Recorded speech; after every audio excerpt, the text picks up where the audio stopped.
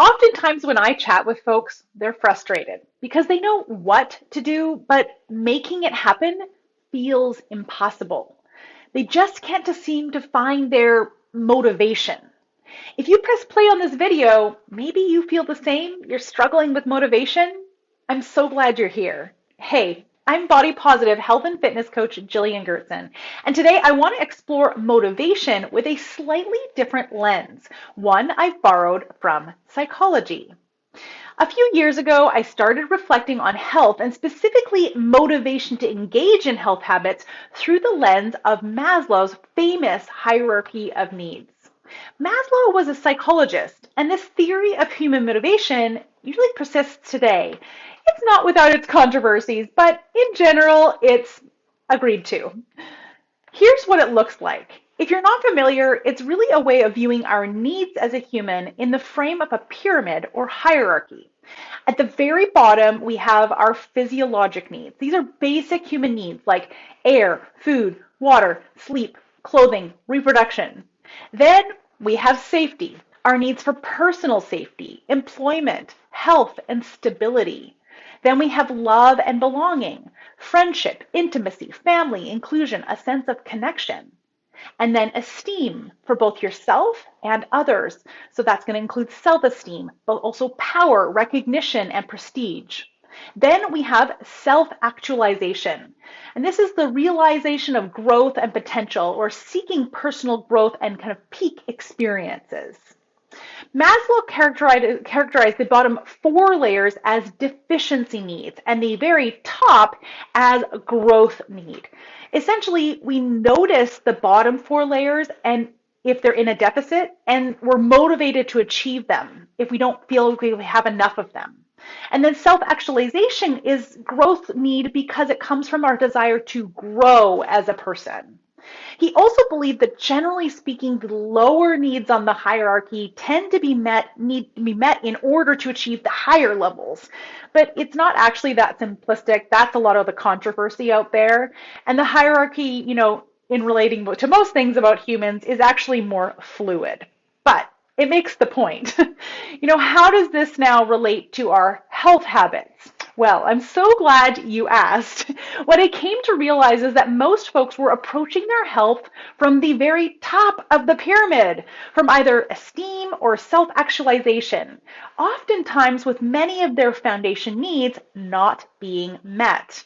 In fact, this is what diet culture teaches us. Do the stuff at the top. That's where we should all be going to the top of the mountain. Let's explain this with a couple of examples of my own life when I was really wrapped in diet culture. Yes, I've been there too, my friends. I would train for triathlons and running events in the very early morning because mom life, but I'd often sacrifice sleep, which can we talk about how that's a weird badge of honor in our society? Like sacrifice sleep, way to go for those early morning workouts. Who cares if you only got 4 hours of sleep? Yikes. That is a foundation need, and I wasn't meeting it. Or I would expect my body to perform in spite of being massively underfed because I was trying to be in a calorie deficit to lose weight. Oh, hey, diet culture. So, how does this relate to you? Let's start by looking at the hierarchy from a slightly different viewpoint, one of health and fitness. I've got another slide for you. So here it is. We all want to be motivated to engage in health habits that we know serve us. But what if those habits aren't the right place to start? What if you could start by exploring your needs from the ground up? So starting with those physiologic needs, basic health needs, sleep, sufficient food, not restricting, stress management, self-care practices, functional movement capability, and then safety, freedom from stigma, bias, access to non-judgmental healthcare and support. This is challenging and not completely within our control as individuals because this requires systemic change, and I recognize that. But within this level, can you advocate for yourself? Can you seek the support you need in order to, perform to the best of your abilities? And then we have love and belonging. This is about autonomy and belonging to self, as well as a supportive and inclusive community. This is a real pivot from diet culture.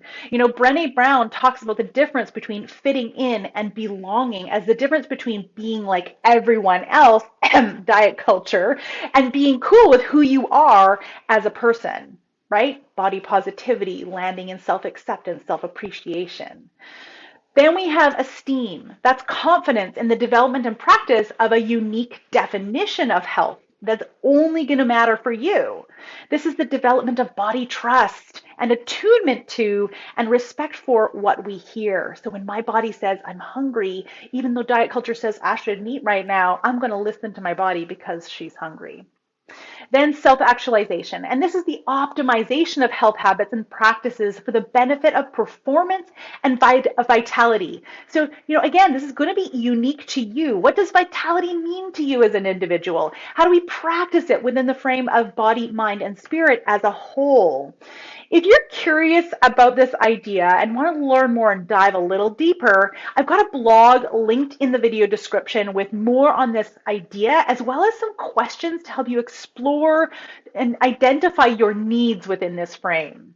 The bottom line is this: if you're consistently struggling with motivation, get curious about why that might be. Perhaps take a look at your needs and whether you're truly meeting them from the bottom up. If they're not, explore how you might meet these bottom-up needs first as a first step. If you found this video helpful, don't forget to like it, share it with a friend, or subscribe to my channel for more body positive health and fitness ideas and inspiration.